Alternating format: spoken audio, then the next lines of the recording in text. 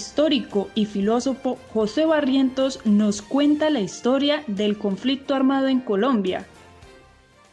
Noche de terror. Ataque terrorista en el municipio de Betas, Santander. Deja a un policía muerto y un integrante del ELN abatido. Víctimas no serán silenciadas. 24 años sin reparar su dolor. Así expresa la familia victimizada por el conflicto armado. Muy buen día, bienvenidos sean todos ustedes a este especial de Inclusivos Networks en el cual estaremos hablando del conflicto armado. El día de hoy estaremos interviniendo con ustedes por medio de Twitter, el cual es @twitter_inclusivos.1, en el cual ustedes televidentes podrán hacernos preguntas del tema que estaremos tratando el día de hoy, en el cual las preguntas, dudas e inquietudes serán resolvidas al transcurrir nuestro programa. Primeramente vamos a escuchar a nuestro histórico filósofo José Barrientos, donde nos explicará con mayor relevancia dónde surge el conflicto armado. Muchas gracias, un cordial saludo a todos los televidentes. En este momento hablaremos del conflicto en Colombia, sus antecedentes históricos. La historia de Colombia en los últimos 60 años ha estado marcada por el conflicto. En sus inicios, la desigual repartición de la tierra y la falta de espacios para la participación política dieron cabida al uso de la violencia y la lucha armada. Un método que en los siguientes años se fue reforzando con la irrupción del narcotráfico, el narcoterrorismo, la presencia de nuevos actores políticos y armados en un contexto de lucha revolucionaria. En este contexto, los grupos armados han justificado el uso de la violencia por considerarla el único método para poder transformar la sociedad y con la intención de no permitir cambios considerados como ilegítimos.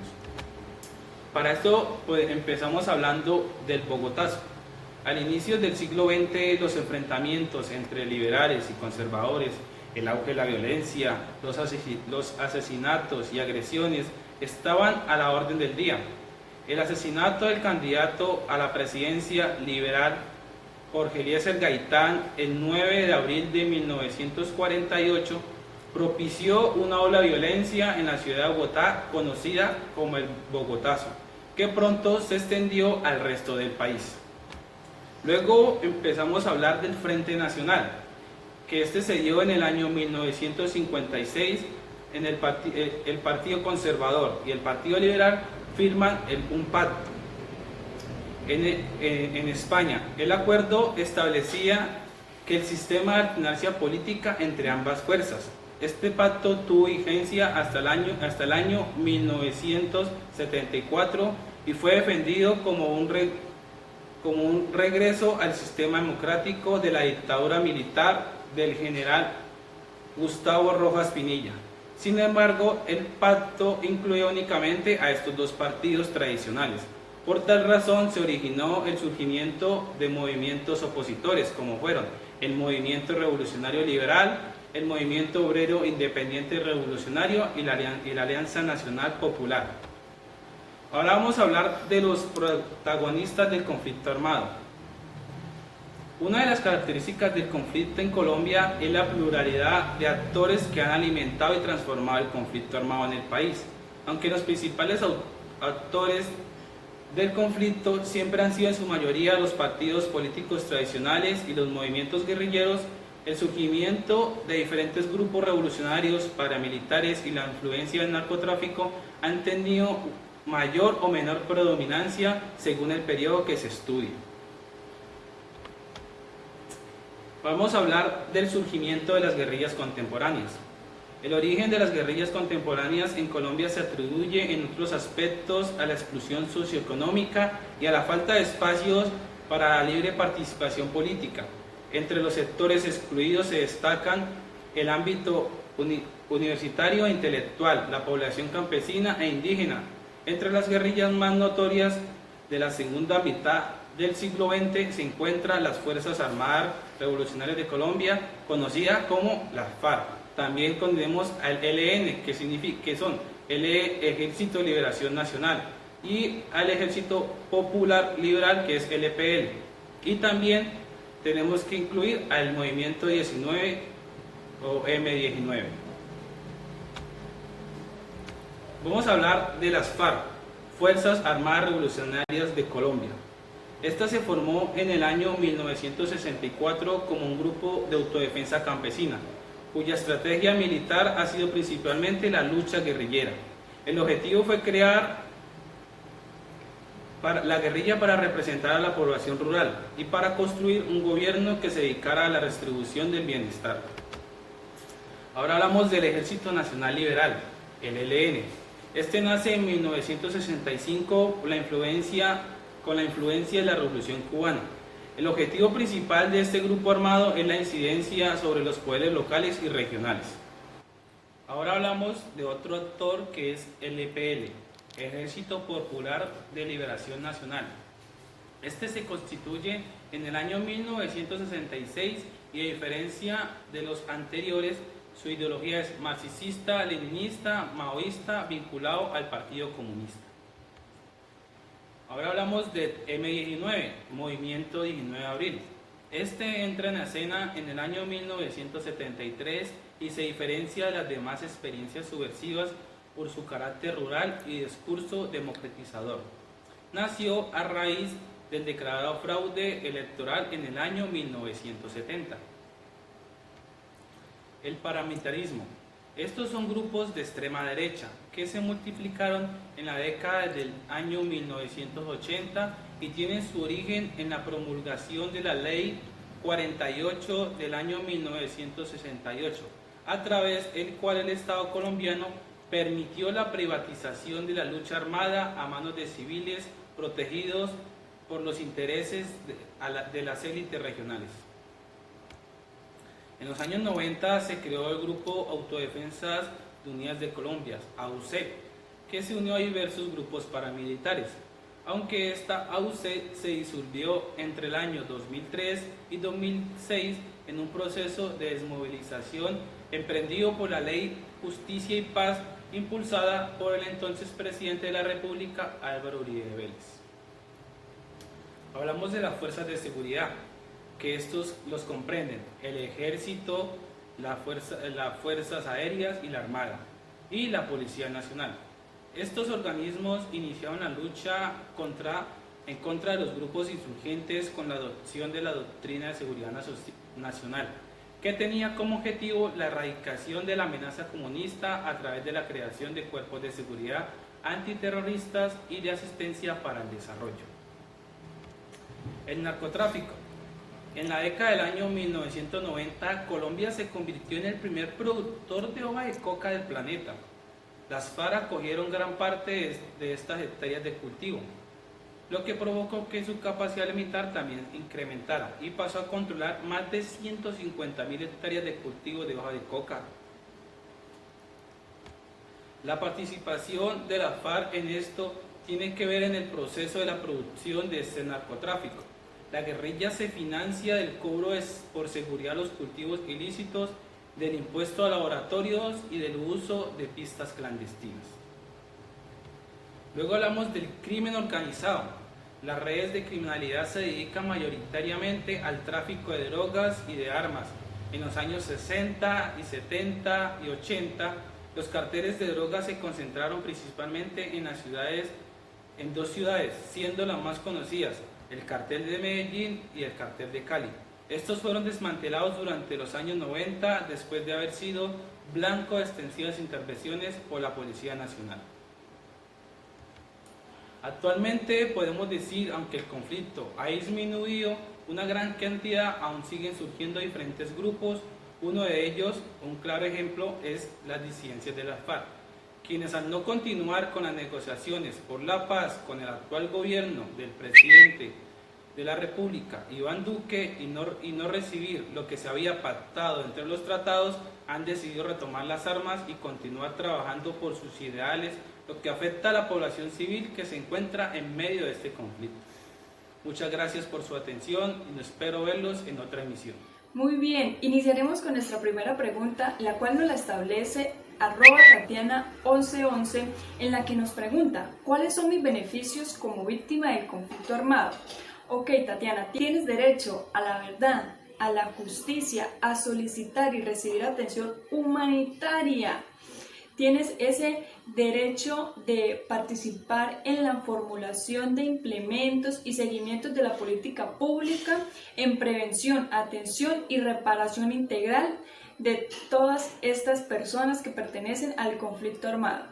En otras noticias, nuestro compañero Jorman Tolosa nos informará sobre lo sucedido en Beta Santander por ataques de las FARC y el ELN. Jorman, ¿qué fue lo sucedido en este lugar? Ángela, nos encontramos aquí en el pueblito Pesebre de Santander, en Beta Santander, exactamente en el Mirador de la Virgen. Nos cuentan las personas que el 16 de julio de 1992 se perpetró un ataque terrorista en función de dos frentes del ELN y uno de la guerrilla, todos comandados por alias Patricia. Todo fue realizado desde las 10 de la noche hasta las 7 de la mañana. Un hostigamiento de ametralladora desde el parque principal directo hacia la estación de policía al lado de la Casa Cural. Se tomaron las casas aledañas del lugar, exactamente la casa de Mario Moreno, Humberto Delgado y Hortensia Rodríguez, donde las tomaron y secuestraron a las personas que se encontraban en ese lugar para recargar municiones. También colocaron artefactos bomba en la Casa Cural, exactamente 2 cilindros bomba, los cuales hicieron volar dos automóviles, una pickup Suzuki en la parroquia y una Look 2300 del señor Edgar Rodríguez. Pertenecía a la Casa Cural, lo cual la explosión que se llevó estos dos automóviles se llevó el 50% de la infraestructura de la Casa Cural y parte de la estación de policía, dando la muerte de uno de los policías, los cuales trataron de escapar por un agujero que ellos mismos realizaron en la misma estación. A las 6 de la mañana realizaron una emboscada al ejército de la 5ª Brigada del Ejército Nacional, que enfocado por tierra y por aire, atacaron por dos flancos a estos terroristas. Por la zona del Mortiño llegaron los atacantes de la 5ª Brigada del Ejército por tierra, y por la parte del Salado, por aire, en helicóptero Mosquito, llegaron los del Ejército Nacional atacando y hiriendo gravemente a la comandante Patricia y junto a sus subordinados. En la zona del Mortiño atacaron y resguardaron a varios terroristas, donde los acorralaron y los pudieron llevar presos. A las 7 de la mañana terminó el enfrentamiento y las personas del municipio pudieron salir tranquilos desde sus casas. Días después del ataque, las personas no podían dormir tranquilos y realizaban sus noches de sueño afuera de su casa, en las partes de las montañas y del bosque. Lugares que usaron los guerrilleros para poder perpetuar el ataque hacia la estación de policía. Esta es una de las trincheras usadas para su ataque. Aquí fue donde murió uno de los expertos en explosivos de la guerrilla, el cual fue asesinado por uno de los policías vestido de civil, perpetuando el ataque de 4 cilindros bomba a punto de explotar. Continuaremos con nuestras preguntas realizadas por Twitter. En esta ocasión tenemos a @jose.8, quien nos pregunta: ¿quiénes se consideran como víctimas del conflicto armado? Ok, son consideradas víctimas las personas que individual o colectivamente hayan sufrido un daño de manera directa por derechos que guarda la relación en el conflicto armado. Esto tiene que ser ocurrido a partir del 1 de enero de 1985. Ok, espero seguir respondiendo todas las preguntas que sean necesarias y que los televidentes se sigan animando para hacernos más preguntas. A continuación, les vamos a compartir una reflexión sobre la educación en el conflicto armado. En Colombia existen más de 5,5 millones de personas desplazadas de su territorio a causa del conflicto interno. El 48% de esa población desplazada son niños, niñas y jóvenes que siguen viviendo en zonas donde el conflicto continúa. Son niños, niñas y jóvenes desplazados entre los 6 y 26 años de edad. En varias regiones del país, más del 30% de la población desescolarizada son niños, niñas y jóvenes desplazados. Muchos pierden el interés de la educación y no creen que retomar las clases sea importante para su futuro. Además, muchos maestros se ven obligados a desplazarse por amenazas o extorsión y tampoco hay suficientes docentes calificados. No existen centros educativos adecuados. En algunas zonas del país, el 40% de los niños, niñas y jóvenes ya tienen hijos. Son niños, niñas y jóvenes que deben trabajar para satisfacer sus necesidades básicas y así poder ayudar económicamente a sus familias. Para ellos no es posible estudiar y trabajar al mismo tiempo, y la escuela no enseña a trabajar. La educación no tiene en cuenta el contexto y la cultura en la que viven. ¿Qué consecuencias puede tener para un país si los niños, las niñas y los jóvenes desplazados en contexto de conflicto armado no asisten a la escuela? Que sean obligados forzosamente para el conflicto. Sin oportunidades, los grupos armados se convierten en una opción. Buscando satisfacer sus necesidades básicas, se involucran en actividades ilícitas.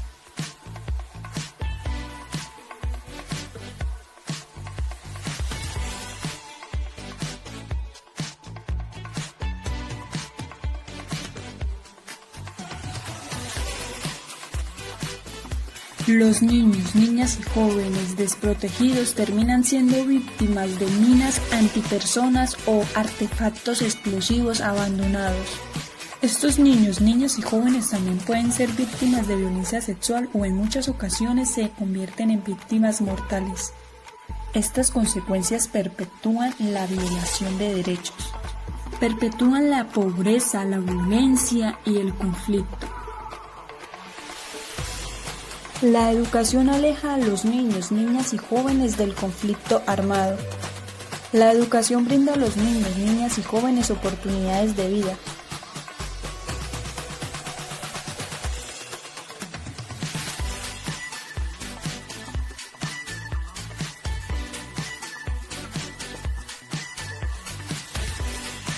Además, la educación ajustada al contexto en el que viven les brinda a los niños, niñas y jóvenes herramientas para la construcción de la paz. La educación genera un ambiente protector para los estudiantes en zonas de conflicto.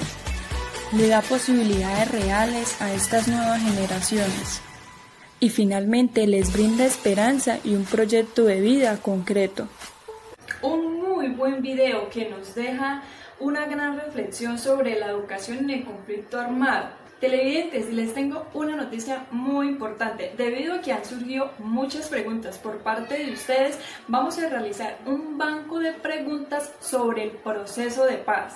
Vamos hoy en directo a La Vega, norte de Santander, con nuestro corresponsal Bruce Guerrero, quien nos acompañará con un invitado especial de víctimas de conflicto armado. Adelante, Bruce Guerrero. Hola Ángela, el día de hoy tenemos el gusto de contar con una compañía muy especial. Es una persona que fue víctima del conflicto armado, entonces nos va a acompañar con una serie de preguntas y nos va a facilitar la entrevista el día de hoy. Pero antes que nada quiero saber cómo está, cómo se encuentra. Pues me siento bien. Bueno, entonces vamos a empezar.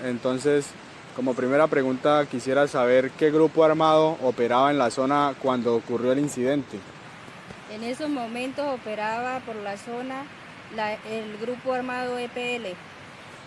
¿Y sabe cómo y cuándo ocurrió el desplazamiento? El 30 de agosto del 96. ¿Y dónde ocurrió el desplazamiento? En La Vega, Cáchira, norte de Santander. ¿Y recuerda cómo fueron las circunstancias vividas en ese momento? Pues mataron al tío y fue algo terrorizante porque llegó ese grupo en la noche y lo agarraron y con otros 2 señores más y los amarraron y se los llevaron hasta un sitio llamado Cacaos y ahí los asesinaron. Bueno, es un poco como atemorizante lo lo que nos cuenta nuestra entrevistada.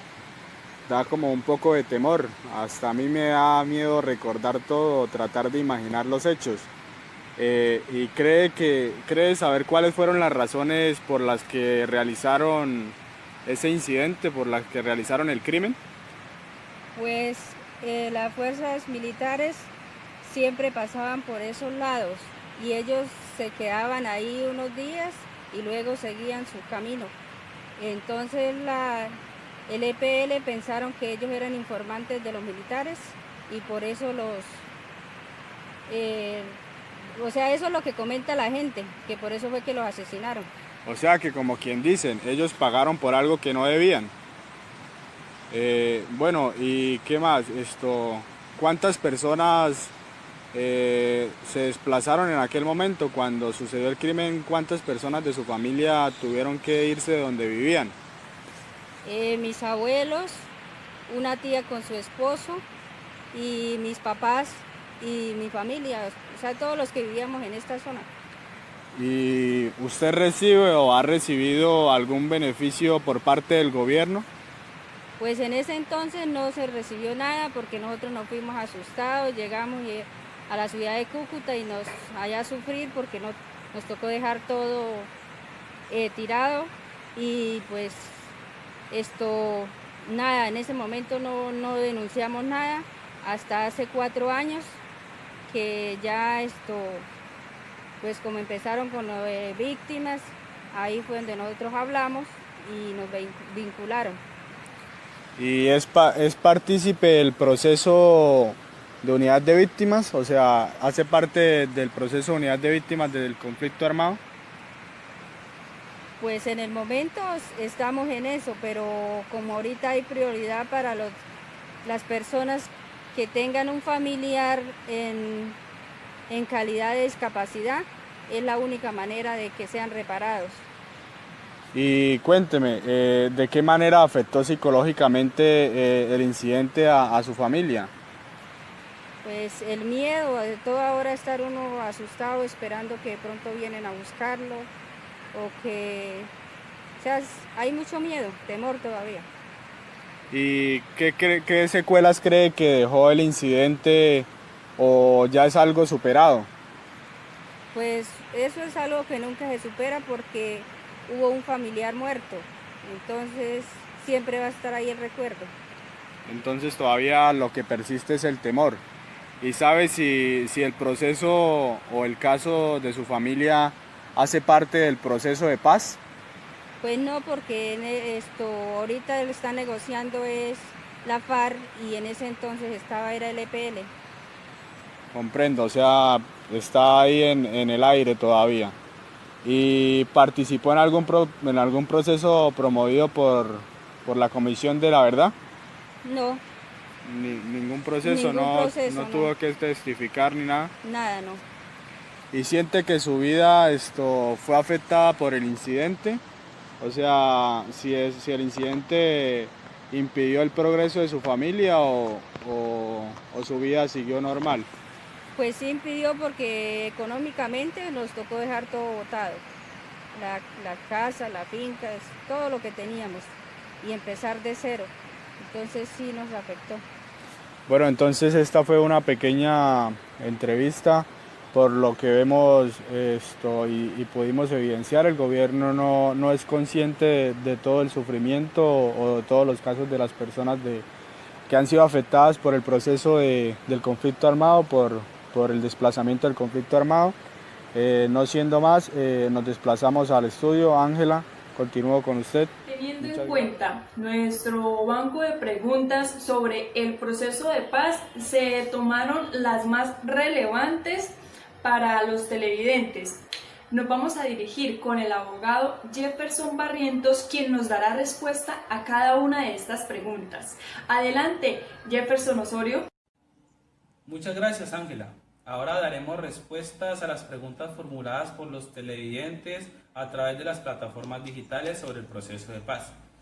Tenemos la primera pregunta realizada por Ángel López, que dice: con la firma del acuerdo de paz, ¿el gobierno le entregará el país a las FARC?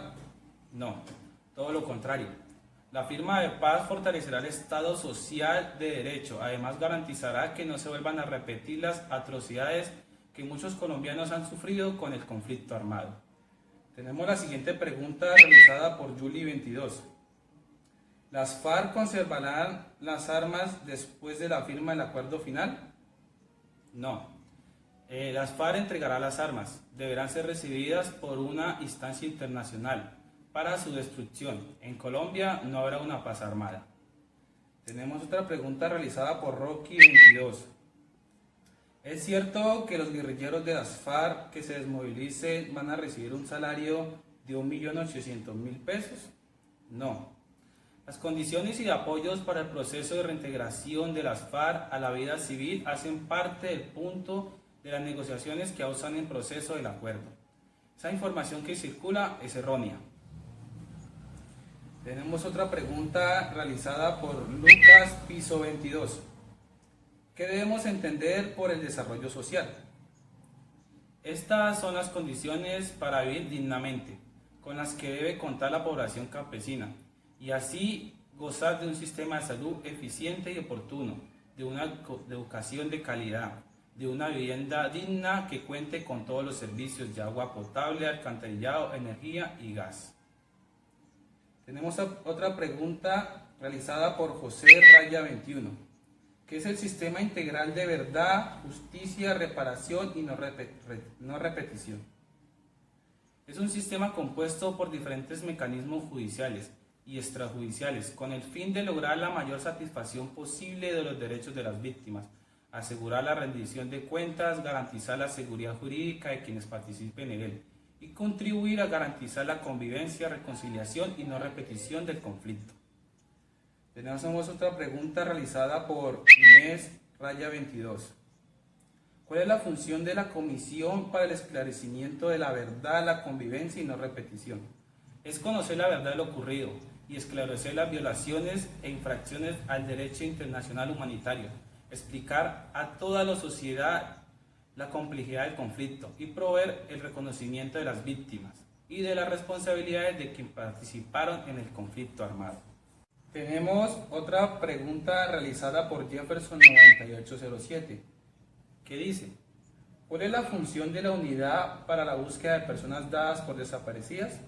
Su función es dirigir, coordinar y contribuir a la implementación de acciones humanitarias de búsqueda e identificación de todas las personas desaparecidas en el conflicto que se encuentran con vida y en los casos de muerte, cuando sea posible, la localización y entrega digna de restos. Tenemos otra pregunta realizada por Akira 22. ¿Qué guerrilleros irán a la cárcel?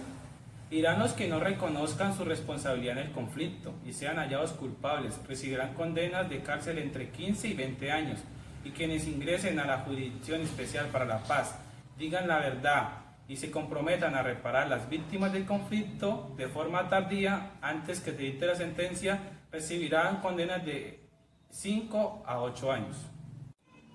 Por último, tenemos al usuario Alejandro 15.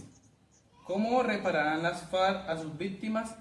Las FARC repararán materialmente a las víctimas con sus bienes y recursos, con acciones simbólicas como actos públicos para pedir perdón, y con actividades reparadoras de desminado, sustitución de cultivos, restitución del daño ambiental y reconstrucción de infraestructura. Muchas gracias por realizar sus preguntas. Espero que se hayan aclarado las dudas y nos veremos en una próxima ocasión.